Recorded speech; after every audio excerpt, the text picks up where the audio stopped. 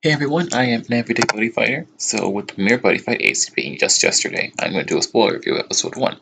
I don't really like to give regular reviews for anime episodes since it's hard to give opinions on 20-minute episodes when this series is all new, so you kind of have to talk about what happens in the first episode. So the opening for Ace is pretty standard buddy fight stuff. It's kind of lighthearted, cheerful, and he just runs through the main cast of the series. Yuya Subaru, Masato with their buddies, even the SD form show up for a little bit. And then with a quick dash of supporting cast. Judging from what happens at the opening, only Tasuku really appears as a legacy character for, more than one little cameo. Another thing to notice from the opening is that core deck cases don't seem to be a thing anymore. They kind of fight on these dueling arenas or gears, whatever you want to call them. I don't know what they're called. They didn't say what they were called in the show. Which I guess it makes sense because those core deck cases were kind of probably annoying for the animators to keep making new designs for each separate character if like most of them like one shots. So, you're gonna find a stadium or an arena, just use the arena. I guess it makes sense. So the only one person I didn't understand being there is the Paraku clone. Since Rama live streams all of Yuga's fights, I don't really understand why there needs to be a commentator there, but I guess we need to, keep the spirit of Paraku alive since she's an adult now. So yeah, hooray. Um, the show starts with Gargantua Dragon fighting some evil generic face in the sky. Gargantua Punisher shows up, which confirms that Gargantua Dragon is the one who gave Sasuke and Gao their impacts in season one. One with the eyes, that was him. He said that he's looking for a buddy now, and then the picture that Yuga has on his desk of his mom and his dad starts to shake, and then Yuga finds on the floor, and then the Gargantua Punisher card falls out. It's very similar to the scene where Gao's mom finds Sunshine Impact behind Yoda's picture. So I guess that's fine. Even though I really have to wonder why someone would just stash a card back there. I don't really know.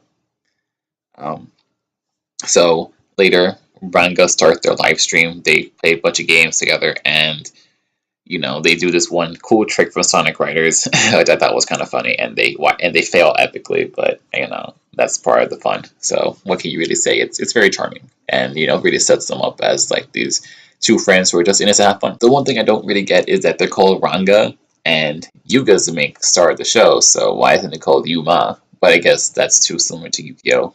We're already pushing it with Yuga being just Yuya Sakaki and him being the not king of games. I swear, it's not the same thing.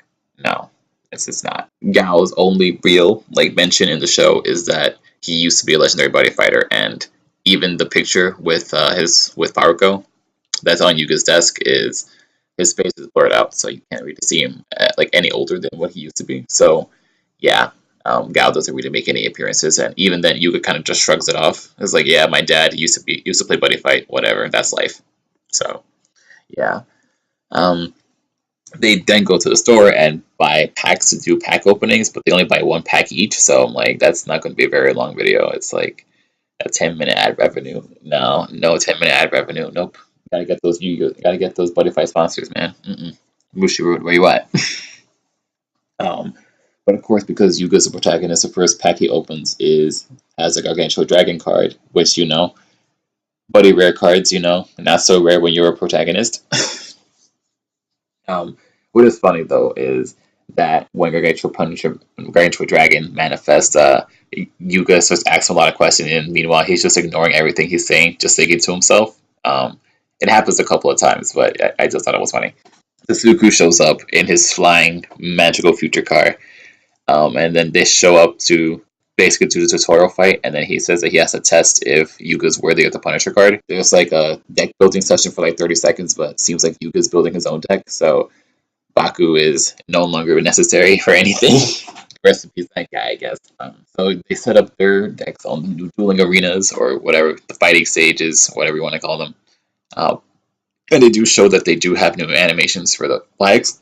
They're on banners now. I prefer the emblems from X, but I guess it'll have to do. Tasuku still uses the same cards after 23 years. I mean, it's just a thing. I mean, I didn't expect him to keep Overturn Jackknife, but I expect him to just have newer cards. But, oh well, gotta keep that nostalgia there somehow.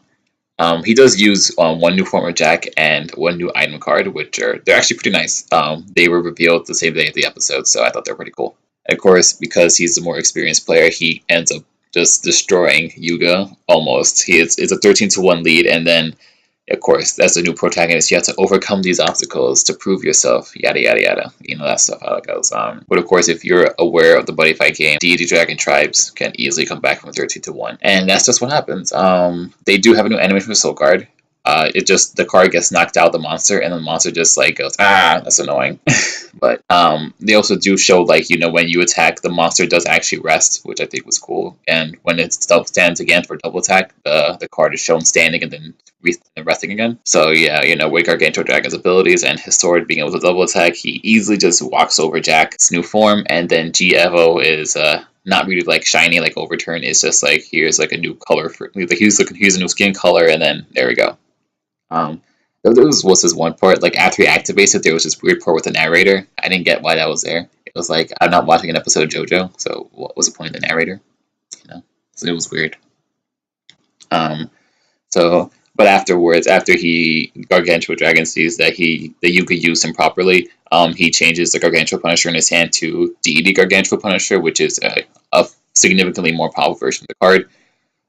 Yuga, you cast it, and the animation is actually pretty cool. Like it comes out of not a volcano, but where like Gargo like is first seen at the beginning of the episode, and then Yuga actually grabs the handle and then waves it. Instead of like instead of what Gal did, just holding the card and then slamming it down. After the fight, they go home and they do confirm. So they say yes, Haruko is Gal's mom. This is it. Get over it. It's confirmed. If Yuka's brother and the picture didn't clarify it there, Haruko as an adult is in his house. That's his mom.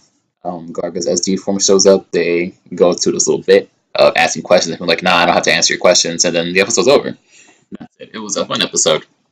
Overall, a very solid start. The ending is Yuka and Rama hanging out, which is one thing I really want them to focus on more, which seems like they will do in the next episode. That's just about their relationship as friends. And, they hang out a lot, and then it's just them having fun together, which I really hope they keep in the show. I don't want it to be like Rama feels like underappreciated, and he goes through the whole Kiri phase. I honestly didn't like that part of season 1. I thought it was stupid.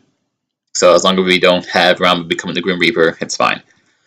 So yeah, that's it. That's the review of episode 1. It was pretty fun, and you guys should totally check out Buddyfight Ace, and hopefully it just gets better. So I will see you guys then.